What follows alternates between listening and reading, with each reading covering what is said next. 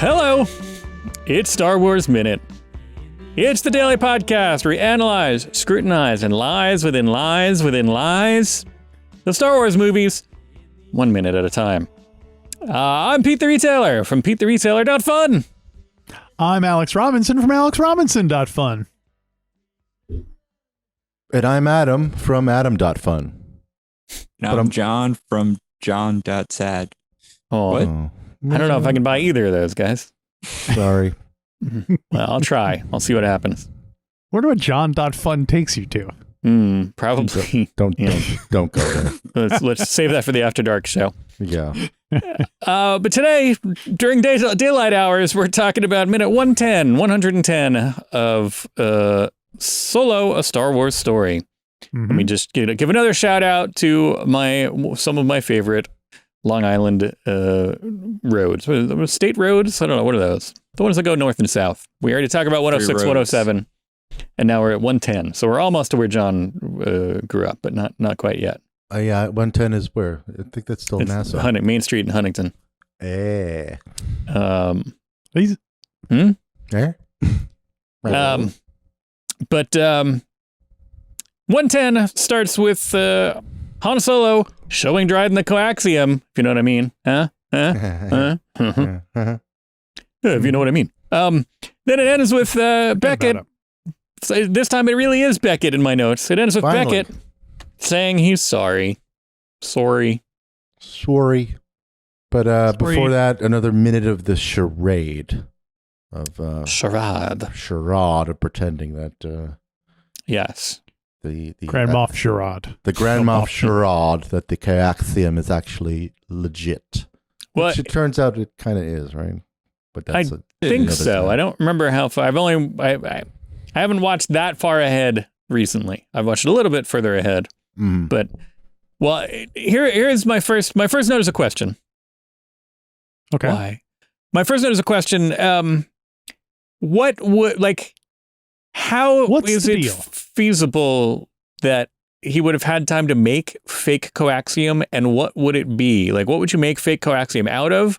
And how would it be feasible that Han, I guess, if they had come up with this plan, like on the road, you know what I mean? And like when they were making fake coaxium the whole time, like somebody's in the back with like a little like paintbrush and some like, glow molding sticks and sparkles. Yeah, exactly. Like they from the get-go, they had this plan to do this fake coaxium deal. Then maybe, but I was like, well, when does he think that they would have had time to like make fake coaxium, this but highly realistic looking fake coaxium? Mm-hmm. And it's hard to say. There's like so many layers of bluffs going on that it's hard to say. Yeah. Well, if we're assuming that they maybe had this con from the start, then I guess they wouldn't have gone to Kessel or any of that. They would have just flown to whatever they were. No, they still wanted it, but they're going to give it to Enfys Nest for some reason. Right. So you're saying they would had to still get it. It's not like they could have just. But then if they were going to try to give him fake coaxium, why not just do that to begin with? Oh, yeah, exactly what you just said. Why not go to Kessel? Just go to your fake coaxium dealer, get a bunch of fake coaxium and be like, yeah, boy, that was a tough trip. Yeah. Here's Floax. Coaxium. There you go. Be like, luckily L3 and Beckett are still here. We're all good. Lando's our friend still because they didn't do anything troubling. They just went. Well, of course, all the Wookiees would still be slaves. And the robots. Yeah, I don't know. They could use anything. And they the could use robots. those like 35-cent flavored waters that they used to sell when we were kids. 35 cents. Whoa. Long Island really was pricey. Yeah. That's property taxes. Yeah. Yeah, exactly. Yeah, I don't. So what would fake coaxium be made out of? I don't know. Oil and I don't water. I don't know. Yeah, I guess I don't know enough. We don't know enough about the Star Wars universe to say like. Yeah, I don't know what alien else. slug Antimatter slime that glows. Antimatter was more expensive than coaxium. On Earth. It's a solution of antimatter and diamonds. That's Han's plan. Yeah. Of cost more than the actual coaxium to. Yeah. But the important thing was, so he says, so Dryden Voss says, how did you do it? And he goes, it wasn't easy. And he's like, no. I mean, how did you make it? It looks exactly like the real coaxium. Mm-hmm. And what bothers me about that is that Han's answer, it wasn't easy, could also be applied to how did you make the fake coaxium. So the fact that he has to say, oh no, I meant this, like Han could say, yeah, that's what I knew you meant that. That's what I was answering your question. So it wasn't easy. I had to get a like, no, but making the fake coaxium, I was like, yeah, I know, yes, that's what I'm saying. It wasn't easy. When he says it's the real thing, like his face, he kind of reminds me a little bit of Jason Sudeikis in that moment. Really? Yeah, it's really weird. I thought that was a spot where they were going to have product placement, where he was like, it's the real thing, and he was going to hold up a Pepsi. Mm-hmm. Was it Pepsi or Coke? Coke was the real thing. Coke is it. Pepsi was the real thing? Pepsi is the real thing. How soon we've forgotten the Cola Wars. I don't. Faith No More was the real thing. I don't know. Tiny, yellow, different. I'm loving it. That's like Viagra. Tiny yellow. Oh, that's blue. Viagra in the Simpsons universe. Right. Yeah. Charade all around. And so that's when he reveals that we find out Bobias Teckett has been here the whole time. Again, I was hoping it'd be Warwick Davis. First, he was like, my associate told me all about your little plan. And Han jumps right to blaming Kira. Throws her into the bus immediately. He's like, look, I forgot exactly how he phrases it, but he's just like, look, Kira doesn't. What she's told you. Beckett's like, it's not Kira. But then he does say, all right, we'll deal with that later. Like, but she lied to me. She's got a soft spot for you, but we'll deal with that later. So now, file that. Kira's filing that away in her head that she's like, all right, well, not only do we have to get out of this, but then there's going to be a later too. So yeah, I got to kill this guy too. Right. Mm-hmm. Yeah. So now she's like, it's switched. It's interesting because whatever her motivation may have been before, and now there's a large kind of a large stab of self-preservation thrown in here now too. Because like, all right, well, now I'm going to get dealt with later. So, well, did they think going into this that like they were going to leave and Dryden, like everyone was just going to leave and they weren't going to kill Dryden Voss and Kira was going to stay? Like, was that their plan ultimately? Well, no. Or did they? Their plan is their plan. Could you elaborate a little bit more? What happens is their plan. So they do plan on killing Dryden Voss all along. Yes. All of them? So it kind of doesn't matter if he's like, I'll deal with you later. Their plan is to kill him. So I guess so. Well, no, it doesn't matter what they're. That's true. I mean, I don't know. I didn't think Han thought he was going to kill him. I think he's just thinking it's legit the whole time. But also, why not just kill him? Why not just shoot him immediately? Right. I guess they don't have guns, but as soon as Han reached into his thing, he should have just shot him and killed him right there. Right. Or make it exploding coaxium. Or if you don't want to make noise, have Chewie break his neck. You know what I mean? Like, I can understand why you don't want to shoot guns. You'll draw a lot of attention, but God, you know how many problems would have been solved in the whole Star Wars franchise if Chewie just broke some necks? Right. All the time. And he's like, yeah, show it to me. And Chewie just like walks it over and then just like it's just when Obi-Wan and Luke go up to them and they sit down and he's like, yeah, we hear your fast bite, and Chewie just breaks their necks. Yeah. It's like too much trouble. Not all the time, Chewie. Come on. I know that guy from the war. He's a jerk. They somehow didn't notice that there were like 5 dead bodies right in front of their booth before they. Oh, that's what happened to Jenny. Oh, Chewie got jealous. Oh. Not again. Not again. You keep breaking necks. New Zealand should play Dryden Voss. Oh, that's a good one. Go. Yeah. And then like he could have the fish, and the fish have the little edges that light up. Yeah. When Beckett comes out, and I didn't have this thought watching the movie, but watching the minute, which is like, oh, if he had just done his Woody from Cheers voice when he came out, like Sorry, Mr. Peterson. I had to turn it in. Yeah. Sorry, Mr. Peterson. Sam. I like when Tobias. Now I'm doing it. I'm confusing it the other way. When Bobias Teckett comes in, and you see the look on Han Solo's face, like, oh no. It reminds. This is where Han Solo got the idea to be betrayed by Lando on Cloud City, because it has a similar vibe where the person doing the betraying is like, sorry man, it's just business. They're both so they should have had Lando looking in at this and being like, yeah, that's what I'm gonna do. You know what I mean? Should have had Lando peering in the window with saying sickos or something like that, right? Right. Some sickos. An interesting point about this. I'm going to go back to the Kasdan. I remember John Kasdan, one of the screenwriters. He tweeted like 52 things about Solo. And this one in particular, he was talking about Beckett. This is woven in there. Beckett kind of, leaving. Beckett betraying them was part of the plan. That, from the get go, they're like, oh, we'll have this guy and he'll be Han's mentor, and then he'll betray him. The screenwriter's plan. Yeah. Okay. And they made a point of it.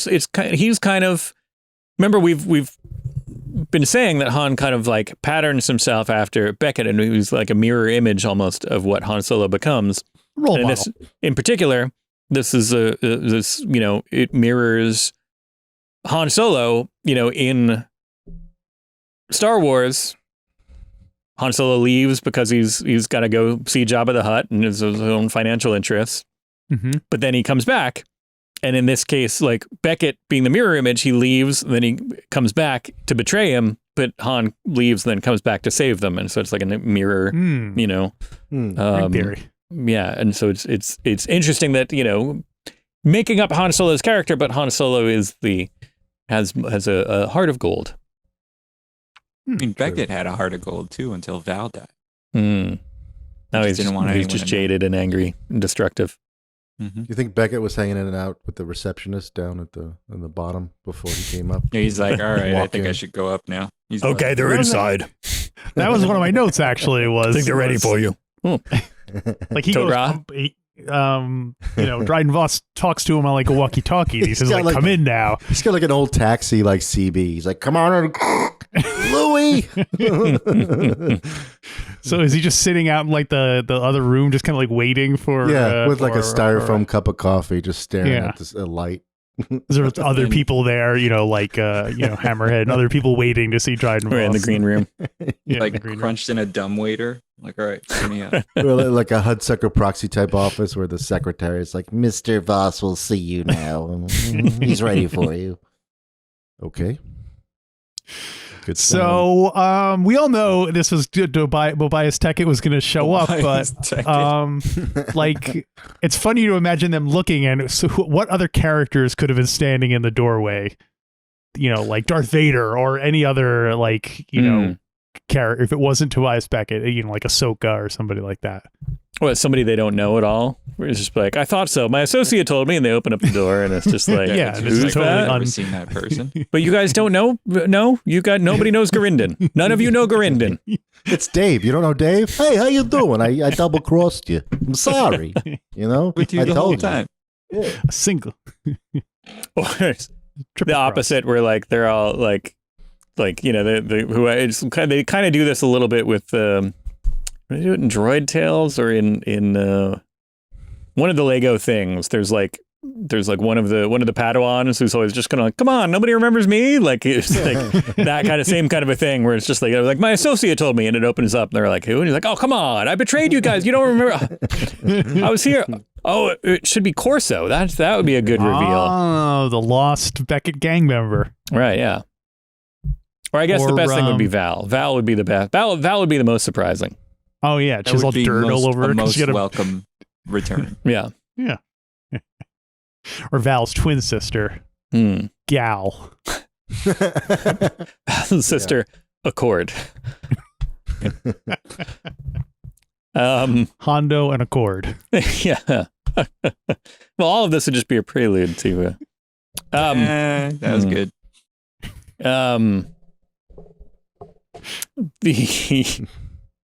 I'm trying. Yeah, I'll try to think of all the different Honda puns. I don't know if we can fit it in, but they Go along on look this like odyssey with you. Yeah. I'm feeling a little bit out of my element here, but I think we can. I think we're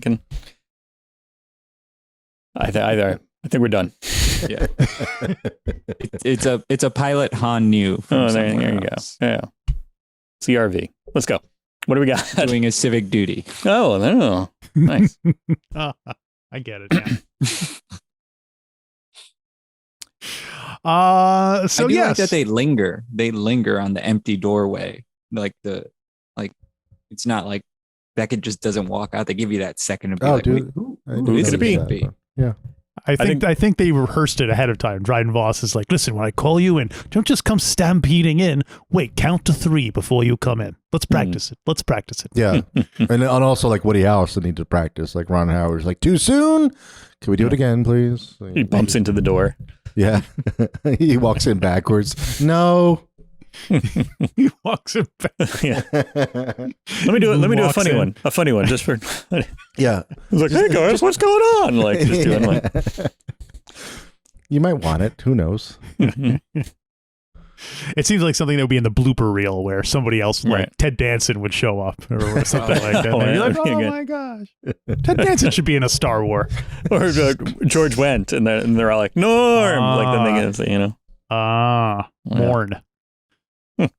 No, it's complete. It's Norm, like completely normal. Like his character from Cheers, he's just in a space bar, and everyone's like, "Oh yeah, it's Norm. He's always here." Right. And he makes some kind of joke.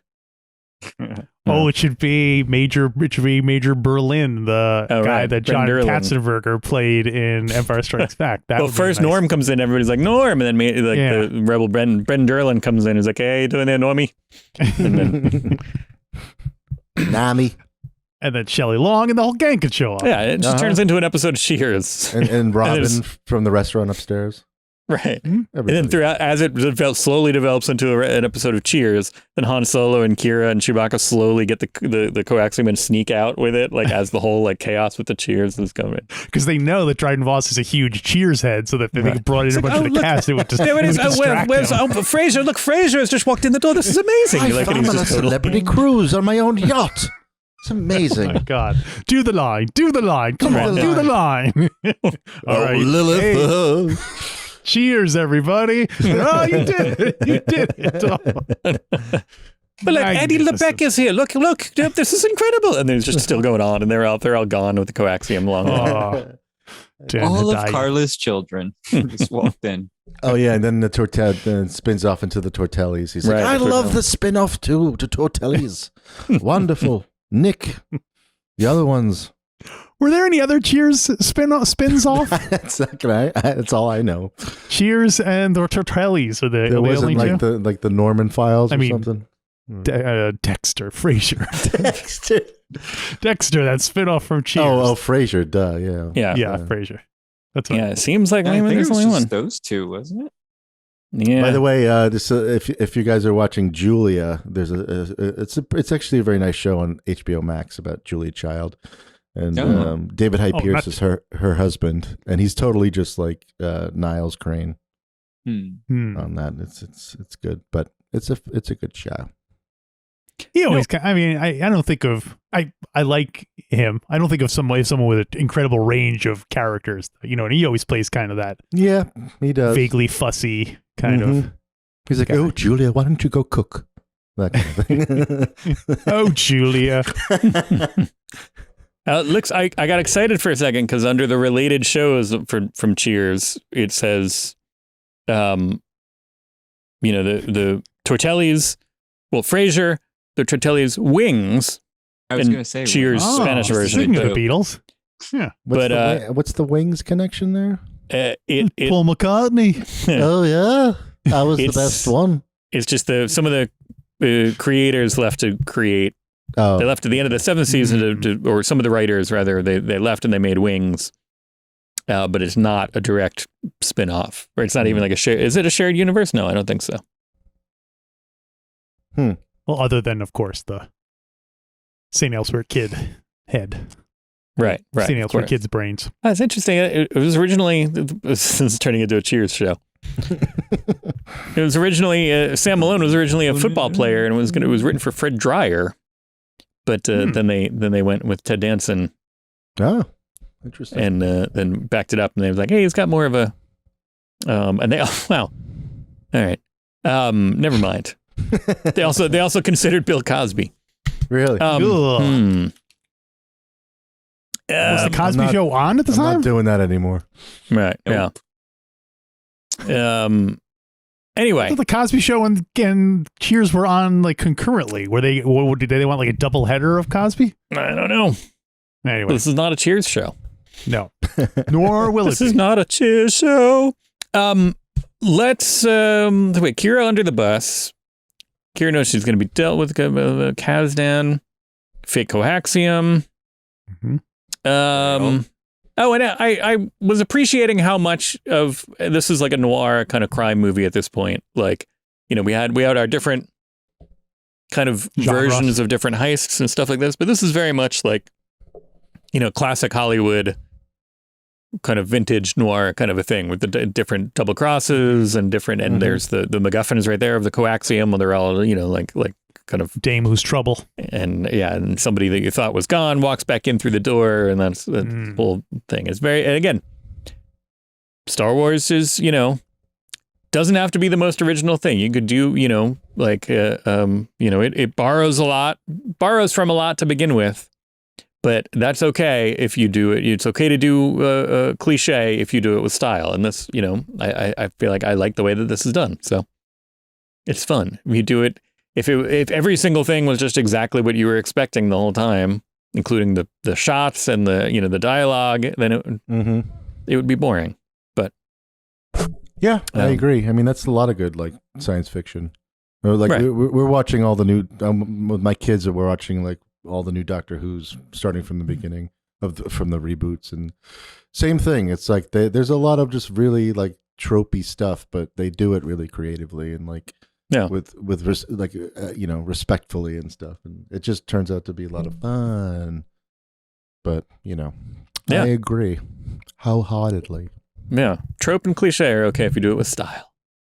Trope and cliche. That was a show on the USA Network, wasn't it? Ladies and gentlemen, the stylings of trope and cliche. Oh yeah.